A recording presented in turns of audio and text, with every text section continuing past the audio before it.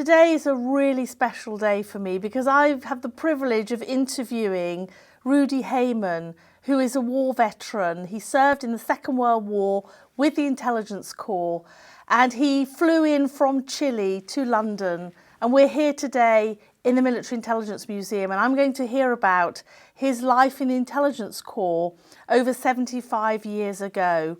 And this is a podcast for the National Centre for Military Intelligence. Rudi, thank you. You've come a long way for this interview today. You've come all the way from Chile. Thank you. Yeah, it's very nice to have been invited to the Corps meeting. Yes. After more than 75 years ago. And you're here. And I'm still able to assist. I know, you're incredible. You're a month off your 101st birthday. Yes. Of course, you are originally a refugee from Nazi Germany. You had to flee Germany in the age of the Third Reich when Hitler had risen to power. You made it to what was then Palestine, today is Israel, where you enlisted in the British Army.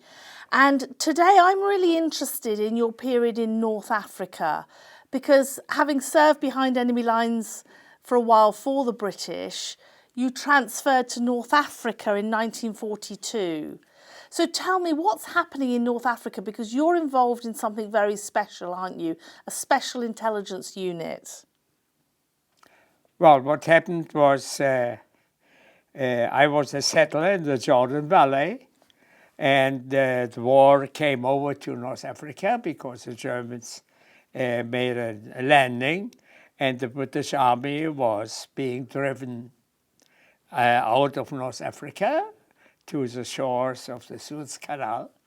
And then a call came up from the new commander of Montgomery, and hundreds, thousands of us felt that was a call they were listening to. So we raised our arms and joined the British Army. By this, it was called the Palestine Regiment. And this, as an infantry soldier, I went to Africa. And after 3 months serving as a soldier in the infantry, an intelligence officer came up and asked me and some more whether we would like to join the Intelligence Corps. So I heard about Intelligence Corps, and I was 21 years old. And I thought that sounds very romantic. So for me, intelligence was related to James Bond, with course. 6 stars hotels, Italian silk ties, and George's girls. Well, nothing of this never happened. Of course, yes. But so we joined the intelligence, and we were given at the beginning about 5 choices of what specialty to work in. And we all of us think about something of 150 more or less who were at least invited to collaborate. First of all, we tried to join the commandos. Oh, yes. There was no need for foreign men to be commandos because there were plenty, but was created a special command unit with German uniforms. There were 18 selected. I was not amongst them because I couldn't stand up all the necessities. And they were dropped or landed in boats behind the German lines with one only thought to kidnap Rommel. Oh, yes. Yeah, they tried twice and they failed twice. Yes. Then came the next arm, that was the parachuters, and about 36 of them, or at least were into this new unit. There was not fighting paratroopers, but spy paratroopers to be dropped behind the German lines in disputed areas. Greece, Yugoslavia, Yes. Hungary, Czechoslovakia. I couldn't join this one. I wanted because they were not looking for German speaking. Okay. They were looking for East Europe speaking. Then came the third unit, which was the CSDAC, the Combined Service Interrogation Corps, which I joined. But there were two more applications. One was the deciphering of German secret corps, listening to German communication and deciphering them and translating it from German into English. And the last unit was a new unit created in the British Army, was psychological warfare. Okay, They were writing German newspapers, leaflets, to prep over the German lines in order to demoralize. The Germans did the same with us. And I didn't want to last join because I thought it was too much of a desk work. So you were really hoping for the James Bond career, weren't you? So you were involved with Combined Services Detailed Interrogation Centre. And so tell me, what was your role working for this unit? Because I understand you're an interrogator, is that correct? Yes. Well, you were terribly young to be an interrogator. Yes, we were all young. I was 21, but there was some of 19 years old. The oldest was 26 or 27. But there was no other people ahead. Yeah. So the British had to do with what was being offered. So did you receive training? No training whatsoever. No training? Not.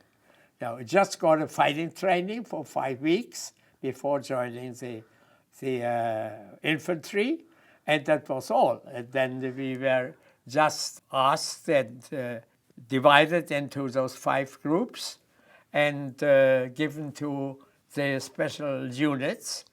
And we came to the first CSDI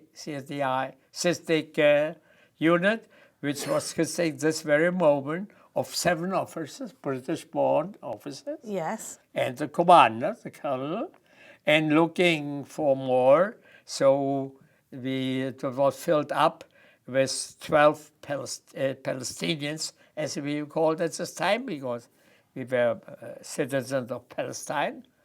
And 4 more looking over from New Zealand, from Austria, 1 from the Indian Army, and 1 from the French Foreign Legion. They came too, so we were 16. Those 16 plus the 7 British soldiers made up the CSDIC. So that was your unit? That was our unit, plus all the additional stuff as clerks and things like that. Can you give me an idea of what it was like as an interrogator? I mean, who did you interrogate? Well, there were prisoners brought to us who were supposed to have interesting knowledge and might give it away or won't give it away. Of course, nobody wanted to give it away. But there was a way of, so there was a camp, the intelligence camp outside of Cairo, and they had built some sort of a 5-star prison camp, something like that. Oh, yes. Yeah, that was a small cells for just 2 beds, and nothing else. Yeah, about, let's say, 5 square meters, nothing like that. Yeah, and brought 2 German officers into the cell. Yeah, and on this cell, at the ceiling with the lighting, there was a microphone built in. There was about, let's say, a dozen of this comfortable prison cells and a few interrogation rooms. Yes. Interrogation consisted of a small room, very comfortable, with two very comfortable seats and a table with cigarettes and beer. Oh, yes. The interrogation was not forced. It was tried to be amicable, yeah, to be friendly. Charming, a chat. yes, a chat. Yeah, in order to, and they be invited, they interrogated the German officer as many beers as he wanted to have, half a dozen or a dozen of cigarettes to make use of this hour we interrogated him. And we asked him questions. And of course they lied. They lied, yes. Oh, everybody lied. Nobody wanted to tell the truth, but that was considered like treason. Yeah. But we knew about it. Never mind. So when the interrogation ended, he went back into his room, and then he told his chap, "Oh, I lied to him everything. Yes. The real thing was." And then we listened to the real story. Yeah. Yeah. And that worked very much. It worked very well. It's very much like the research that I've done on the British side. Yes. It's the same unit, but a unit that was posted to North Africa, isn't it? Listening to the conversations of Hitler's generals and prisoners. That's what we were doing, wasn't it? So did you have any particular prisoners that you remember? Who would stand out for you, or any particular stories? Well, what happened in Africa, I had the first very impressive praxis. 3 weeks after being interrogator, somebody caught a German spy behind British lines. Oh. Yeah, dressed as a lieutenant of the British Army. He made a wrong step and stepped on a mine, and that took off his leg. So he was operated. Oh, yes. They amputated his leg. And they didn't know yet that he was a spy. So the doctor said, as they do to everything, count, in order to, when the narcosis is going into to being effective, so that they can operate him. So he started to count. 1, 2, 3, 4, 5, 6, 7, 8, and fall asleep. Yes. So he started counting in English and finished in German. So they called us up and said, "That might be a case for you." Yeah, I was just on duty, so I went to look up this spy, but there was nothing to interrogate him because he was completely asleep for last those 3 days. So I looked into his bags, and they found that his small personal satchel had a double bottom. Oh, so it had a false compartment. Yeah. So we threw off the bottom and found about 16 papers, smalls and bigs, some with drawings, some with intelligence information. And it looked high treason. It was not some random notice. So I brought this to my commander and said that's what I found. And he said, "Okay, come back in about 2 hours and let me look it through." So he looked it through with people who more experienced, and they found out that was the work of German spy cell behind our lines. Wow. Manned by 16 Egyptian army officers. The Egyptian army was officially an ally. but actually was fond of waiting for German victory to liberate them from French and British colonies. And this fight for the Germans. So these and Egyptians... that was a ring aspiring of 16 officers. Yeah. So we took prisoner those 16 officers. And that was one of my first actions. And the colonel of this of our new unit said, "Now listen, young men." He said, "Listen, young men," because we were all very young. Yes. So he said, "Listen, young man, in my cell, in my unit, you will be witness of history." So I was 21 years old, and I would be witness of history. So the next day off, I went and bought a small book, notebook, the size of a cigarette box, which kept I putting on actions we did. And I wrote those for 3.5 years. I filled up 4 of these notebooks who are up to date, the spine of Yes. my remembrance, of my memories of those days. And I had to, of those 16, I was charged to interrogate 2 of these officers. Oh, yes. I didn't do very well because I was a newcomer. But I put down in my notebook the name of those 2 officers. Oh, yes. Yeah. Well, that's all. I forgot about it. 30 years later, a friend of mine from Tel Aviv said, "Have you still your notebooks?" "Yes, I do have." "Look at it, because the new president of Egypt, Anwar Sadat, was our prisoner."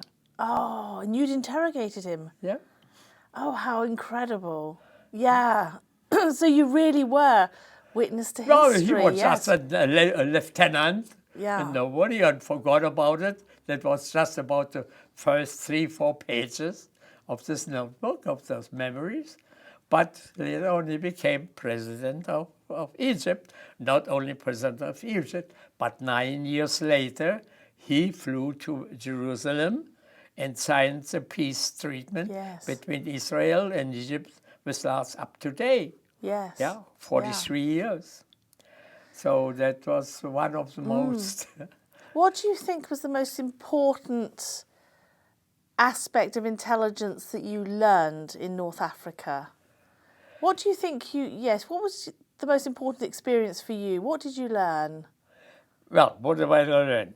This colonel, or commander, a very nice man, very experienced, he, in another meeting, he said, every intelligence unit in the world is based on 3 pillars. Mm-hmm. One is the expertise handling of information, very precise, like a Swiss watch. The second is very much more difficult because you're so young, and that's called patience. Yeah, patience to come to hold all the small items to form a puzzle and to divide. And the third one is just lucky strikes, the very lucky moment. You can't know whether it comes up, but it is a pillar of intelligence work. So the surprise and this element, one was one yes. of the pillars Yeah. of our intelligence work. The surprise work. Yeah. So amongst your team, you had women working for you or with you? As interrogators, no. Not as interrogators. No women in actually intelligence work. Not in our unit, but there are other units you had. As there are the famous paratroopers, the 36 Israeli paratroopers who were flown over into German-occupied territories in East Europe, Greece, Yugoslavia, Czechoslovakia, Hungary. Yeah, they were very dangerous But missions. they were So, I went later on to Greece, but not parachuted, but flown over by a small airplane. And this work of those 36 was to be a liaison between British forces and Russian-occupied territories. But it was clear that all this population knew and lived the Second World War, but they were so much directed that they thought they were the only fighters against Nazi Germany, Yeah. that Britain and United States didn't much to do it. Yeah. So that was in order to try. They failed completely. Failed completely was wrong. So, but important liaison work. Can I take you back to the M room? The M room, we know where the secret listeners were. You were one of the interrogators, but there were teams of secret listeners, and there's been a lot of interest in the work of the secret listeners. Did you ever go into the M room where they were listening? Well, what we did, actually, that it was planned as an interrogation camp, as I just told you. But our commander was ambitious, and he created a new job that was a frontline interrogator. Uh-huh. So that was the first time I went into action, not with a rifle, but with nothing. Just to listen, to capture or to interrogate. So recently, 3 minutes before captured German, to find out and to interrogate and find out some important items which might be important to the unit commander, to know how many machine guns they have, whether they have orders to retreat or to fight to the last man, Yeah. or to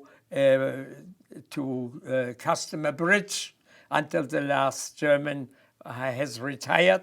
And all this information given at the very moment to the unit commander, the fighting unit commander, so that he might improve his action. Yeah. This was very interesting, but consuming. After 3 weeks, you were out completely. You needed another 6 weeks in order to recover. Yeah, very intense work.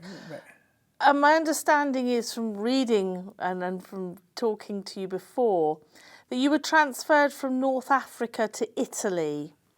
So tell me about Italy. Were you doing the same work in Italy? When the African campaign ended and British troops prepared for landing in Africa, so our unit was being prepared to accompany the new landing forces in Italy. Ah, yes, so this is Yes, 1943, so yes. Yes, at the end of 43, we, or at least a part of it, went over with the landing troops on the beachhead near Napoli and put up a forward team south of Naples, and that had burned all down to the Monte Cassino battle, which was a complete failure. And in order to improve this bad situation, the British American troops decided to make a beachhead landing behind the German lines at Anzio and Nettuno, and was one of the 4 intelligence officers to cover this beachhead landing. Oh, how exciting. So it was planned, and we were prepared for about 14, 17 days. And that dured 117 days. So it was a complete breakdown. Not complete, because we were not being shifted back to the sea, but we couldn't expand. And we endured 3 months of shelling and that. Well, and after about 90 days of being completely closed, when the winter stopped and the first sun came up, and the surrounding dried up because our tanks couldn't advance, and our cannons and artillery couldn't advance because they all got stuck and that was all water-filled, swampy, but all swampy. So when the swamp dried up, then we started again. So I came to Rome on the 1st of May, and Rome was now being seen, and we wouldn't know what would happen. And then the Pope put up a system. He spoke to allies and he spoke to the Germans and declared, made a plan which was called Roma Città Aperta, because Rome is the open city. Oh, yes. So it was agreed by all that no German soldier will be in Rome after the 4th of June. And no British or Allied soldier were to enter before the 4th of June. So they would meet and save the town. Yes. Which happened. Yes. It worked out perfectly. It saved Rome, didn't it? Yes. Yeah. And then the British Army and the American Army pulled up a team of administering Rome for 30 hours by fighting troops who were not used to this. And the administrative union couldn't come in before it. So the first 30 hours were to be administered by fighting units, and this was reinforced by 14 special intelligence teams to occupy and to to administer the town during 30 hours. And I was one of those belonged to one of those 14 commissions. And we came into Rome on the 4th of June at 6 o'clock in the morning, and by about 1:30, I came to the point I was appointed to. There was a commission. Well, let's say it sounds funny. And there were commission, first of all, to police headquarters, the prison, the Palazzo Venezia, the prison palace, and the hospital, electricity, water, drinking waters, so that no sabotage might be done in order to and our the slogan was given by Harold Macmillan. Oh, yes. Who was intelligence commander of Italy. Yes, of and course. he gave us a small speech, 7 minutes before that, and tell us this is a velvet work. Let's say, never mind how much work it means to you, but we don't want Roman citizens to suffer. We want to show that that's not a very important military target, but it's very important political target. It's the first European town to be liberated, as we called it at this time. Yeah. And so it said, do everything so that no harm is coming to it. Am I right in thinking that you actually crossed paths with Himmler's wife and daughter in Italy? Tell me about that. Yeah. Well, after Rome, there was a big change in intelligence work in Italy. We noticed it because the instruction we gave. It stopped to be military and became later much more politically. Yeah. Or let's say on a big scale, there was no more intelligence about the strength of the units and things like that, but of retiring. Oh, And, yes. Yeah, so that so in order to guess where Allied, let's say American and British troops might come, and where we might meet with Russian when it comes to those.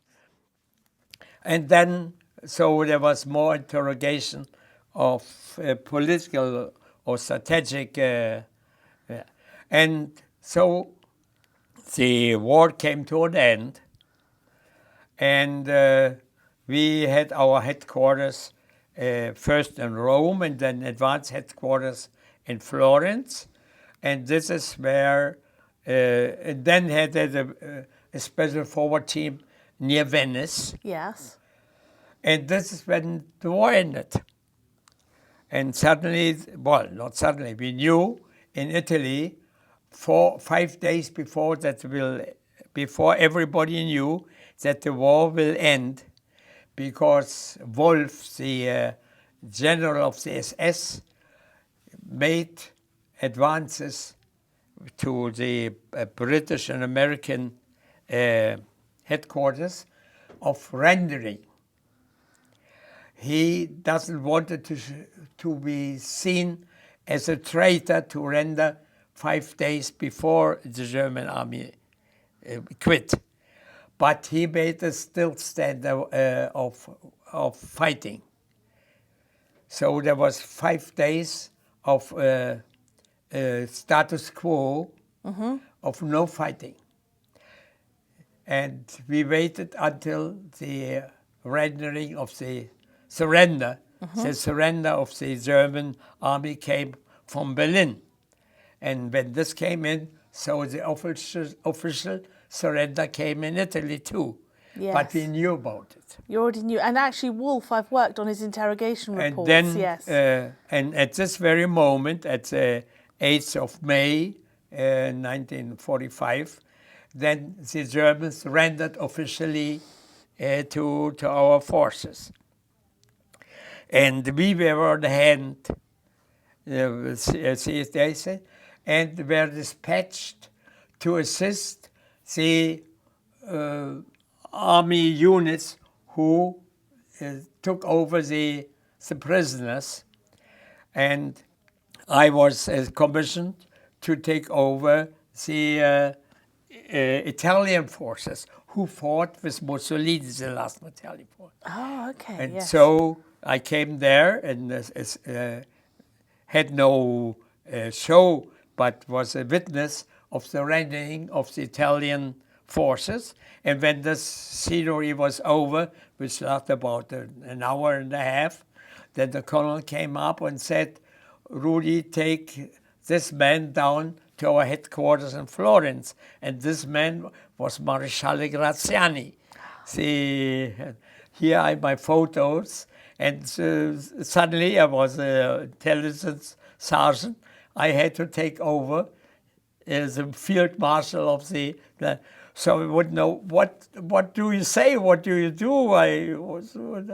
So I had to say something. You know? Yes. So I went to him and said, "My name is Rodolfo," because he's called Rodolfo too. Yeah. Oh, he said, "It's a very nice name." So at least the ice was broken. And What about Himmler's wife and daughter? Well, that was a friend of mine, or a chap of mine. He got the order to go to the Swiss border. He took up his Jeep and drove to the Swiss border.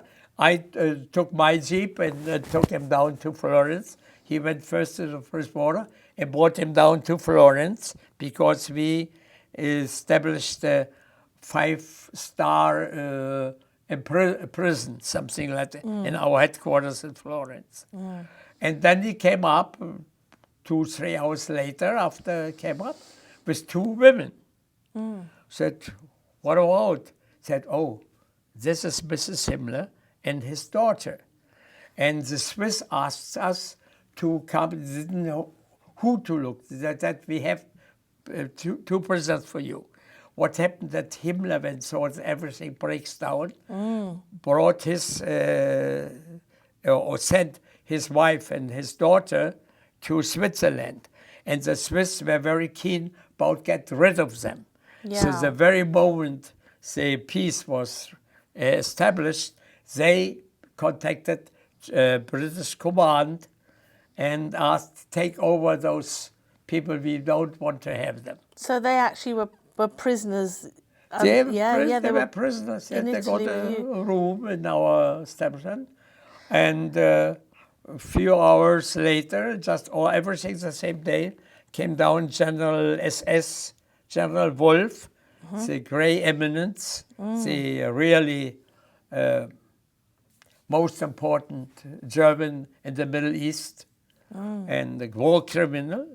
Yes, he was a war criminal. He was a war criminal. Yeah, there are proceedings. But he got away with. Yeah, he did in the end. Yeah, I've worked on some of those. That was some sort of the highlights of our military experience, to have Graziani, to have Himmler, and to have Wolf.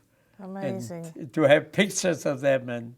And for me as a historian, meeting you, because you are a witness to those times. I mean, I've worked on a lot of these files, and they are, of course, names, interesting. I'm piecing together the history, but you've actually witnessed it. So, Rudy, looking back over your life, I mean, it's been absolutely incredible. You had an incredible post-war life that we don't have time to talk about today. But do you have a message for this generation? Oh, I am not the man to give messages, but I'd say beware of being too soft. Try to develop resistance. Yeah, to develop forces to hard times. If they don't come, very good. But if they do come, that you be prepared for it. That nothing is granted in this life. Yeah. That you have always a good time, or everything goes the right way. And you have to develop forces and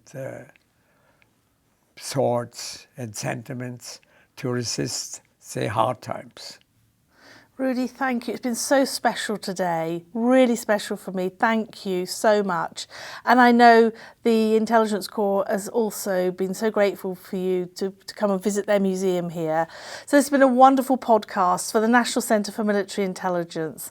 Thank you, Rudy. Yeah, and thank you for giving me a chance to speak again to intelligence officers or of history, to be a part and share memories of those times. This has been a production for the National Centre for Military Intelligence. To find out more and to support the NCMI, please visit ncmi.co.uk.